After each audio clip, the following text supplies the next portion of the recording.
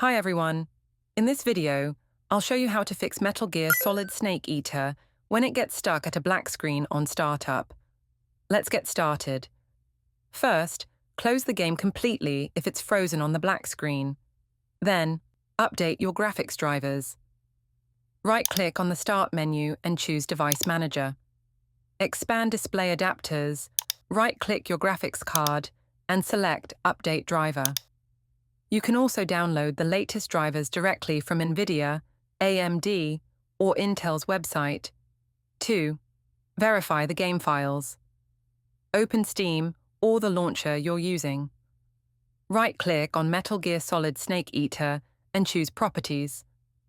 Go to the Installed Files tab and click Verify Integrity of Game Files. This will replace any missing or corrupted files. 3. Change the compatibility settings.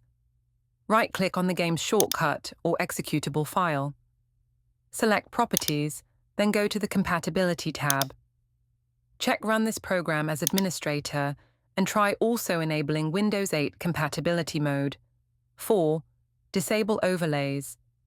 Overlays from Steam, Discord, or GeForce Experience can sometimes cause black screens. Turn them off temporarily and then relaunch the game. After making these changes, restart your computer and try launching the game again. In most cases, the black screen issue should be resolved. If this video helped you, please give it a like and subscribe for more quick fixes and tutorials. Thanks for watching.